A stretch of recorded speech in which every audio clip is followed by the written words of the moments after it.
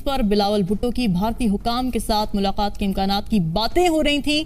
खुसूसी तौर पर दोनों ममालिक के वज़राए खारिजा के दरमियान मुमकिन मुलाकात को अहमियत का हामिल समझा जा रहा था, लेकिन ये इम्कानात उस वक्त दम तोड़ गए जब भारतीय वजीर खारिजा जयशंकर का ये बयान सामने आया कि ऐसे पड़ोसी मुल्क के साथ बातचीत इंतहाई मुश्किल है जो हमारे खिलाफ दहशतगर्दी करता। एक तो है कि भारत की इंटरनल सिचुएशन क्या है और इस वक्त एक्सटर्नल सूरत हाल क्या है। एक्सटर्नल सूरत हाल में भारत जो है वो अपने कार्ड बहुत अच्छे प्ले कर रहा है और बड़ी सही प्ले कर रहा है। भारत जो है वो रूस के साथ उसके बहुत अच्छे ताल्लुकात हैं और रूस के साथ वो भारत जो है वो अपनी करेंसी और उनकी रूबल के अंदर वो कर रहा है। वो रूबल में अकाउंट खोलते हैं, ये इंडियन रुपीज में अकाउंट खोलते हैं और इस तरह उनका काम करते हैं। 18 मुल्क हैं जिनमें भारत की करेंसीज जो है उनके साथ कारोबार शुरू कर दिया हुआ है।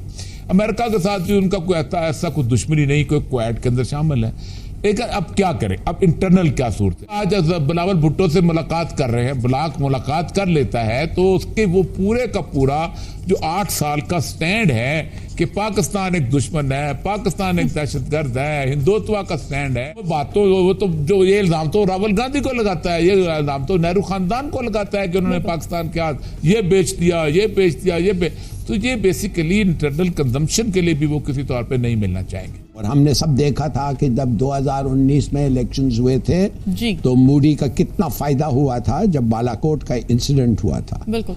तो ये भी अब इन्होंने बहाना शुरू कर दिया है। इन्होंने कहा पूंछ में 5 मारे गए हैं और ये पाकिस्तान की दहशतगर्द है और इससे लोगों से हमें बात नहीं करना चाहिए। हालांकि उनके पास कोई सबूत नहीं है। हालांकि उन्होंने वादा किया था किससे, चीन से और रूस से, कि अगर पाकिस्तान शंघाई एग्रीमेंट में आएगा और हम भी आएंगे, हम वादा करते हैं, प्रॉमिस करते हैं कि हम अपने बायलैटरल डिस्प्यूट्स और बायलैटरल डिफरेंसेस को उस ऑर्गेनाइजेशन में आके उसकी एक रुकावट नहीं बनेंगे, हम एक एटमॉस्फेयर खराब नहीं करेंगे। एक एश्योरेंस दिया हुआ है उन्होंने। मगर अब आप देखें, इसलिए to prepare for the elections Modi को क्या है, अदानी ने कहा है, सॉरी नॉट अदानी, वो जो केजरीवाल ने कहा है, दिल्ली का चीफ मिनिस्टर, कि अदानी के बारे में उसने तकरीर की है भाई, उसने बताया है किस किस्म का, तो कहता है second richest man in the world, सबसे अमीर, दूसरा नंबर 2 अमीर, और बताता है हर एयरपोर्ट, वाटर प्रोजेक्ट्स, ये वो। मोदी एक इंसिडेंट चाहता है, मगर हम क्या करना चाहिए is a more better question. ये जाए या ना जाए, मैं तो कहता हूं कि पहले तो कंप्लेन करें कि बायलैटरल इश्यूज ला रहा है। दूसरी बात, हम नहीं आना चाहते, हम कंप्लेन कर रहे हैं और हम नहीं आएंगे इसलिए कि तुम लोगों ने अपना वादा तोड़ा है। और जाके एक्सप्लेन करो चीन को और बात करो रूस के साथ। देखिए ये आदमी जो है मोदी अपने हिंदू बिगट्स को खुश करता है और वोट ले जाता है। ये कब तक चलेगा भाई? रिएक्शन होना चाहिए। यस, क्या है इस आदमी में? आप वो केजरीवाल का स्पीच सुने, दिल्ली में स्टेट हाउस में खड़े होके उसने तकरीर किया है, कुछ नहीं हुआ उसको। क्या खुद ही मना कर देना चाहिए और क्या ये हमारे हक में जाएगा?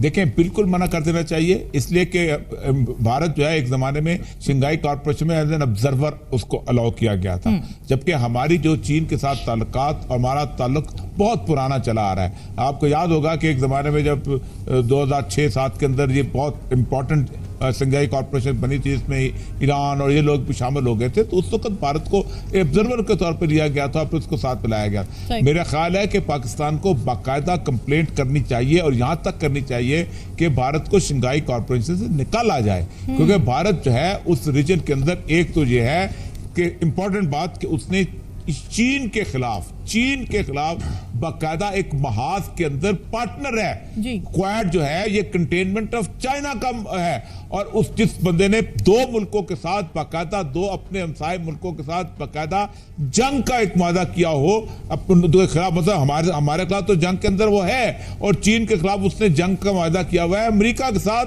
जापान के साथ और इसके साथ क्या नाम है जो है अपना ऑस्ट्रेलिया के साथ, 4 मुल्कों ने। अब एक और बात रिसेंटली जो उनका क्लैश हुआ है जिसपे जापान के साथ मिलके वो कंटेनमेंट ऑफ चाइना की जो सबसे इंपॉर्टेंट चीज है बांग्लादेश की जो सुंदरबन के इलाके में एक बहुत बड़ी ओपन सी पोर्ट बना रहा है। हाँ। तो ये पाकिस्तान को इरिटेट करना चाहिए कि ये चीन के इंटरेस्ट के खिलाफ काम कर रहा है तो और ऐसे जो मुल्क होते हैं उनको एक कॉपरेशन हम क्यों बताएं उन्हें, खुद क्यों नहीं उनको नजर आ रहा है? नजर आ रहा है, नजर आ रहा है।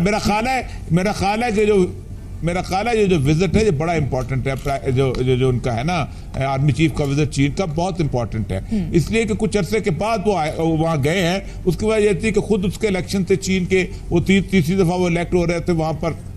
हाँ। जब प्रेसिडेंट जी जो हैं और यहाँ पर भी बड़ी टसल चल रही थी।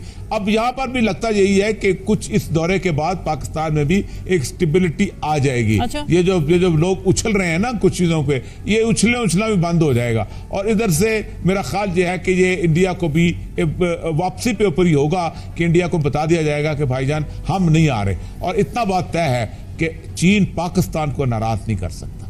अच्छा हिलाली साहब, आपको लगता है कि चीन पाकिस्तान को नाराज नहीं कर सकता, इस वजह से वो भारत को शंघाई ताउन तंजीम से निकालने पर रजामंद हो जाएगा?